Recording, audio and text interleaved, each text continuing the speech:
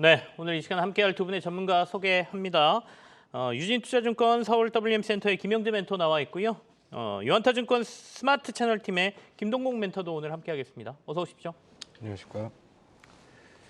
자, 지금 자막으로 나가고 있죠. 일본이 후쿠시마 원전 오염수 방류를 개시했다. 1시에 이제 개시하겠다 이렇게 알려져 있었기 때문에 1시가 되면서 바로 방류를 한 것 같습니다. 시장에서도 이와 관련돼서 이제 종목들이 등락을 보이기 때문에 관련된 뉴스를 간단하게 언급을 드렸습니다.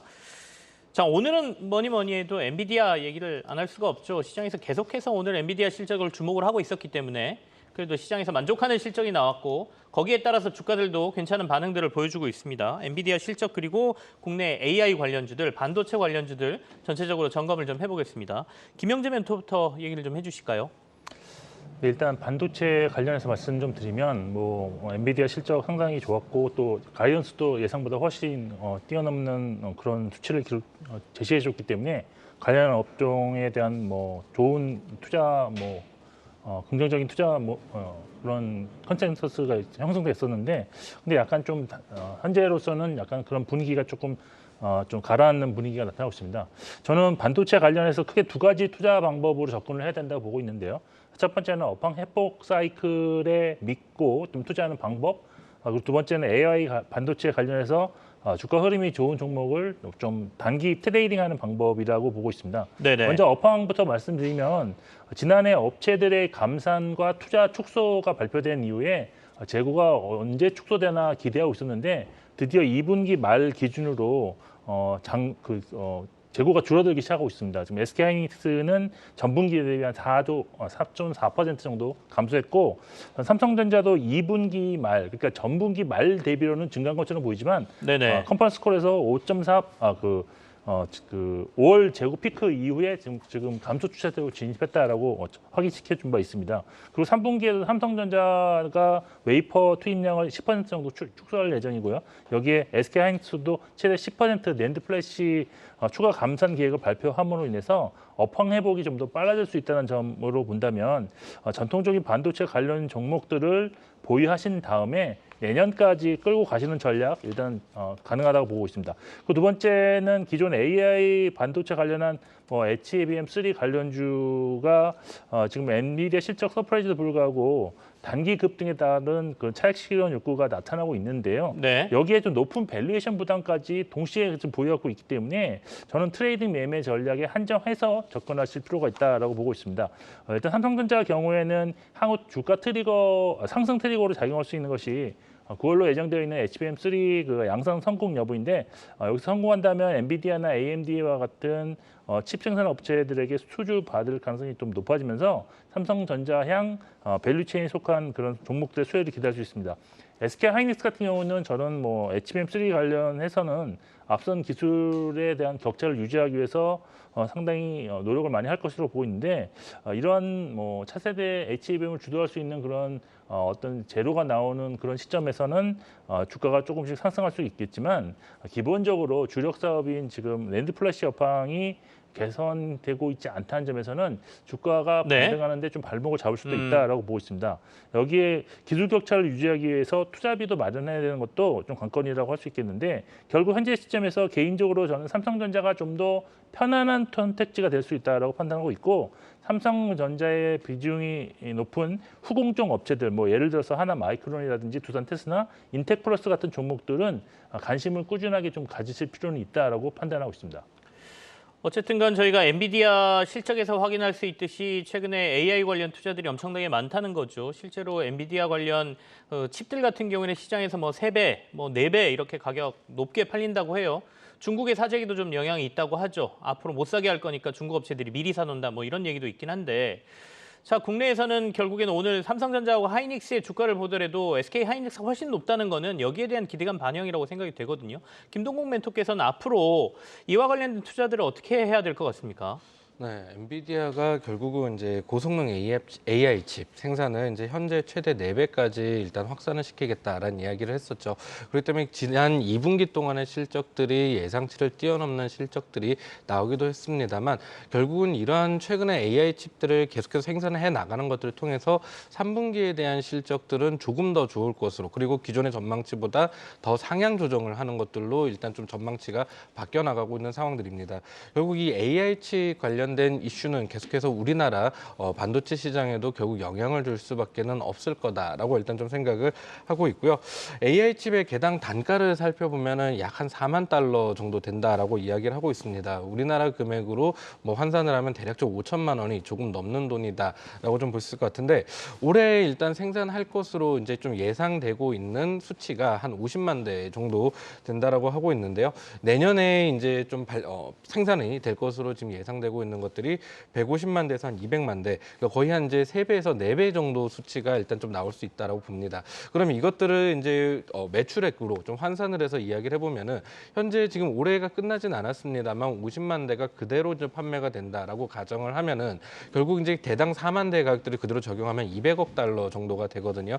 그럼 이제 내년에 있을 매출 예상치를 이제 3배에서 4배를 적용한다라고 치면 600억에서 800억 달러의 매출이 발생한다는 얘기입니다. 그럼 네. 결국 300억에서 거의 한 400억 달러 정도의 추가 매출이 엔비디아에 잡힐 수 있을 것이고 그것들을 생산을 하면은 거기에 들어가고 있는 HBM 같은 경우는 결국 삼성전자 그리고 SK 하이닉스가 만들어낼 것이기 때문에 관련된 매출은 좀 증가를 할 수밖에 없다라고 좀 생각을 해볼 수가 있겠죠. 그리고 중요한 것들은 이 내년에 이제 150만 대에서 200만 대까지 판매를 한다라고 하고는 있습니다만 사실상 이제 내년 생산량들에 대한 예약이 일단 다 끝난 상태라고 좀 알려지고 있거든요. 그렇다면 결국 내년에 있을 실적들은 판매량 증가는 결국 실적으로 이어질 수밖에 없다라는 이야기들을 해봐야 될 것 같습니다. 결국 공급이 수요를 못 따라가고 있는 시장이 연속이 되고 있다라고 좀 볼 수가 있겠죠. 네. 그리고 여기에 아까 중국 이야기도 나오긴 했었습니다만 중동의 오일머니들도 이제 관련된 그러니까 매수를 이제 좀 시작을 하는 모습들인데 최근 사우디아라비아에서 H백을 최소 3,000개 정도로 구매했다는 보도가 나왔었고요. 그리고 아랍에미리트에서도 정확한 판매량들은 좀 나오고 있지는 않긴 합니다만 수천 개 정도의 보도로 해서 수천 개 정도의 칩을 보유하고 확보를 하고 있다라고 이야기를 하고 있습니다. 결국 중국에 이어서 중동 오일머니까지 좀 가세를 되고 있는 상황들이고요. 그리고 그 외에 내년 2분기에는 H백이 아니라 이제 차세대 AI 칩이라고 할 수 있는 GH200까지도 일단 좀 나오는 상황들이 되기 때문에 관련된 매출액들은 조금 더 증가할 수 있는 구조다라고 좀 볼 수 있을 것 같습니다.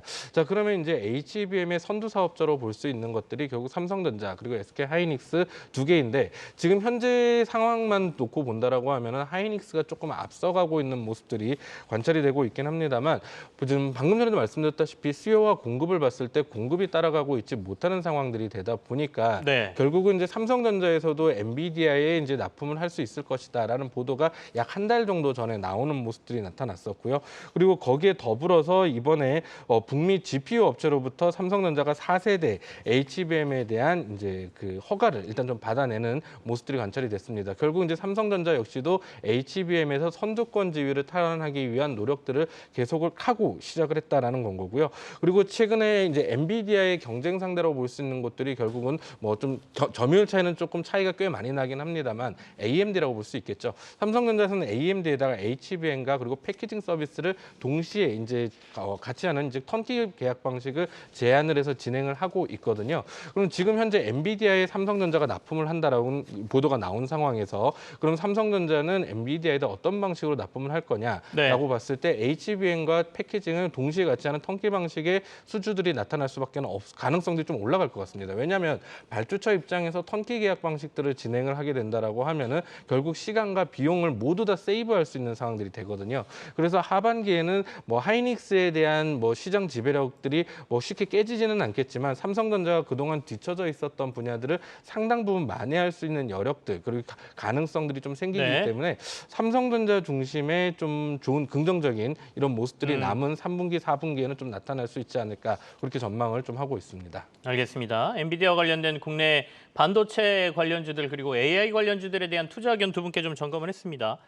자, 오늘 또 시장의 관심은 네이버입니다. 네이버 주가 지금 한 7%가량 오르고 있지 않습니까? 오늘 이제 현장에서 이른바 언어거대 모델이라고 하죠. 하이퍼클로버 X 공개가 있었는데요. 현장에 나가 있는 취재기자 연결해 보죠. 박혜린 기자 나와 계시죠? 네. 네, 저는 지금 네이버의 단 23 컨퍼런스 현장에 나와 있습니다. 네이버는 지금 이 컨퍼런스를 통해 자체 개발한 초거대 AI 하이퍼클로버 X를 공개했습니다. 하이퍼클로버 X 뭐 이런저런 얘기가 많았는데요. 실제로 현장에서 보시니까 어떻던가요? 네, 핵심 기술은 대화형 에이전트인 클로버 X와 검색 서비스가 중심이 된 Q가 중심입니다. 먼저 네이버는 오늘 오후 4시부터 대화형 서비스 클로버 X의 베타 서비스를 시작합니다. 클로버 X는 창작, 요약, 추론, 번역, 코딩 등 다양한 분야에서 활용할 수 있고 질문과 답변이 연달아 이어질 수 있도록 멀티턴 대화도 가능합니다. 예를 들어 제가 쓴 자기소개서를 클로버 X에 업로드하고 이를 통해 면접관처럼 나에게 질문해줘 라고 요청한다면 AI가 잇따라 저에게 질문하며 면접을 도와주는 형식입니다. 네이버는 이를 바탕으로 다음 달에는 검색 서비스 Q를 공개하며 오는 11월에는 광고 특화 서비스인 클로버4에드를 선보일 예정입니다. 이제 오후 4시에 베타 서비스, 대화형 서비스 클로버 X가 공개된다라고 했으니까 많은 사람들이 이제 한번 테스트를 해볼 걸로 보이고요. 방금 전에 말씀하신 게 검색 서비스 Q가 이제 다음 달 공개된다라고 했는데 이거는 어떤 건가요?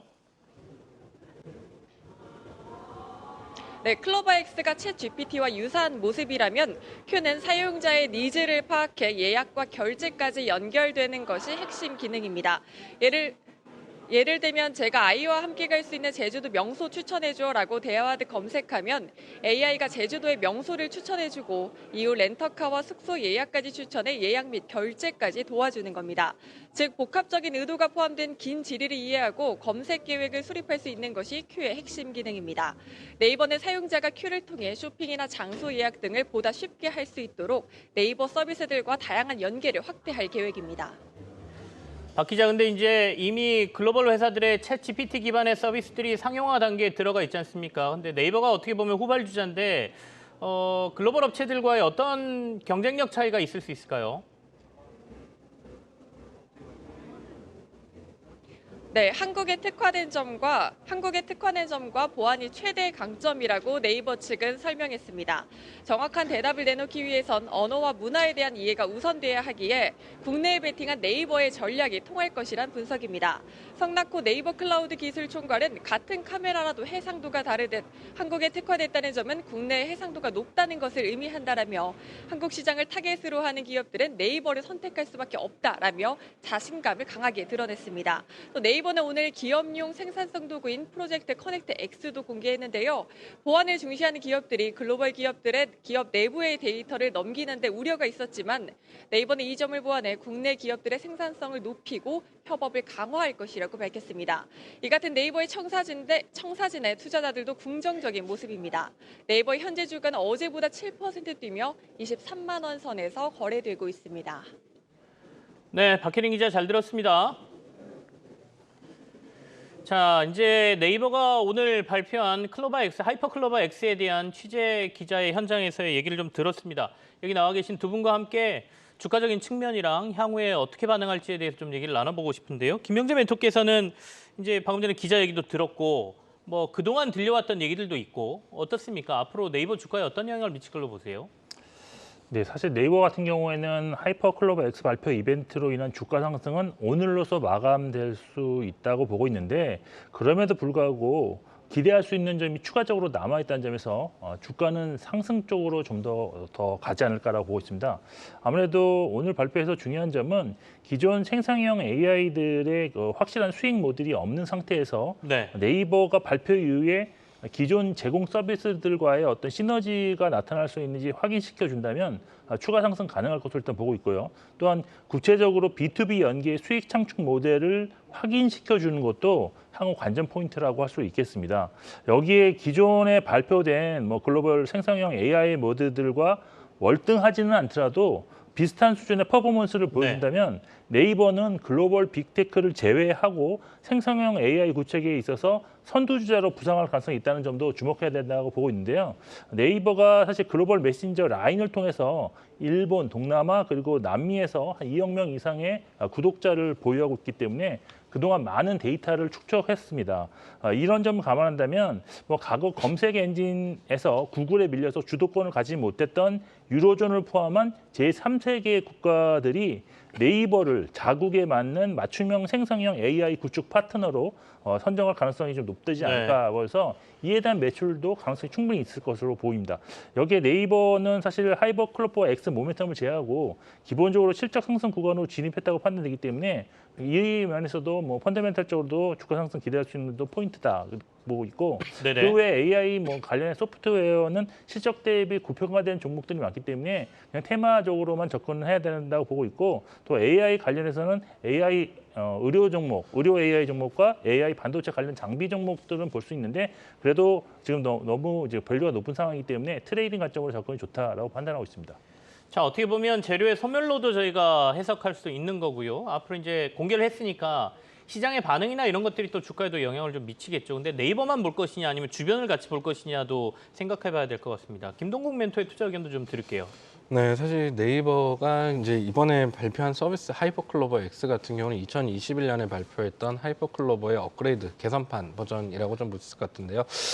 그동안 저는 조금 관심을 좀 가져야 되는 부분들은 그동안에 이제 네이버가 챗 GPT 시대가 좀 열리기 시작하면서 검색 엔진에 대한 점유율이 좀 얼마만큼 떨어졌느냐 이것들을 조금 한번 살펴볼 필요성들이 있을 것 같습니다. 검색 엔진 점유율을 유입률을 좀 한번 살펴보면은 2020년에 70% 정도 되고 있었는데요.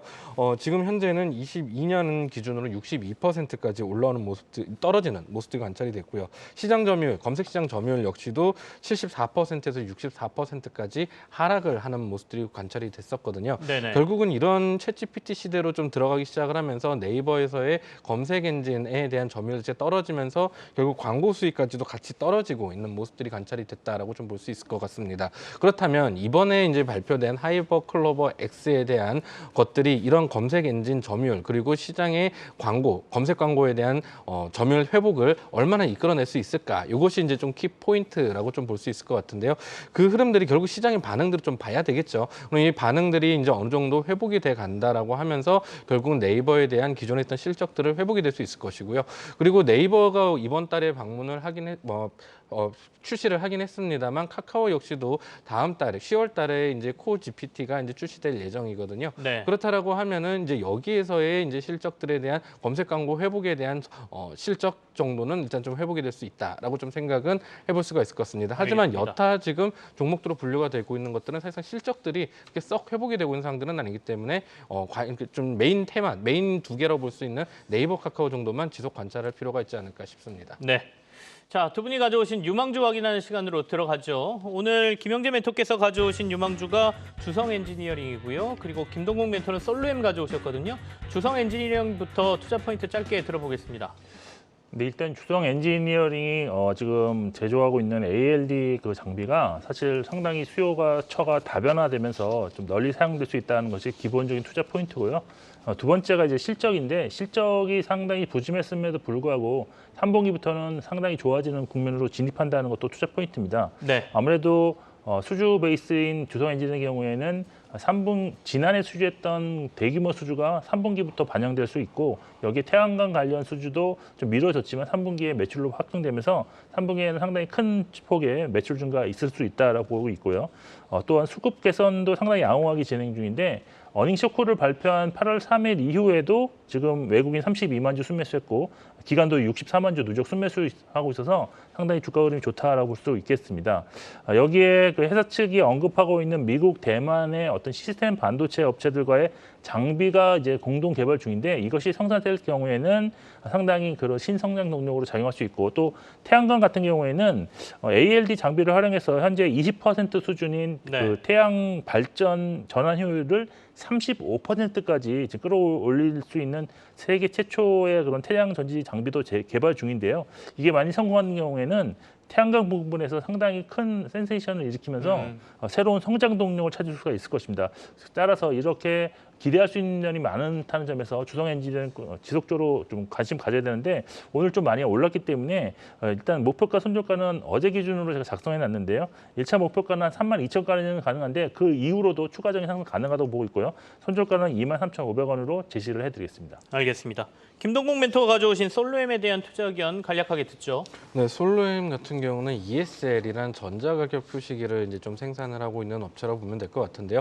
과거에는 다른 품목들에 대한 매출 비중들이 상당히 좀 높았습니다만 최근 들어서는 ESL에 대한 점유율들이 계속해서 올라오기 시작하면서 사실상 ESL 전문 회사라고 좀 볼 수 있을 것 같습니다. 이 전자가격 표시기 같은 경우는 이제 마트에 가면은 이제 가격표 같은 것들을 좀 한번 확인을 해보시면 그것들이 바로 ESL이라고 보시면 될 것 같습니다. 과거에는 이제 프린트를 해서 이제 종이로 이제 좀 나왔던 모습들이었는데 네. 최근 몇 년 전부터 이제 이것들이 전자기기로 이제 바뀌기 시작을 했습니다. 그리고 이것들이 대형화되기 시작했었고요. 그리고 칼라까지 이제 좀 들어오기 시작을 했습니다. 그리고 이 같은 것들이 계속해서 이제 좀 시장에서 범위가 점유율들이 계속해서 늘어나고 있는 것들에 대한 배경에는 결국은 이 포스기와 그리고 이제 가격 표시기와의 이제 연동성들이 상당히 좀 강화되고 있다고 볼 수 같은데요.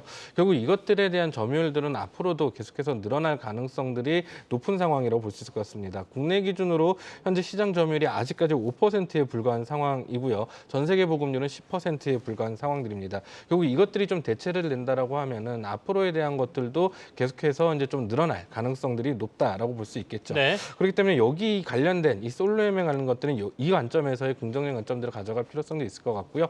결국 이제 이런 관점들을 바탕으로 해서 손절가는 29,500원을 네. 제시를 해드리도록 하겠고 목표가는 35,500원을 제시를 해드리도록 하겠습니다. 알겠습니다. 두 분의 오늘 유망주 주성 엔지니어링과 솔로엠까지 확인해 봤습니다. 두 분간 여기서 인사를 나누죠. 오늘 두 분 고맙습니다.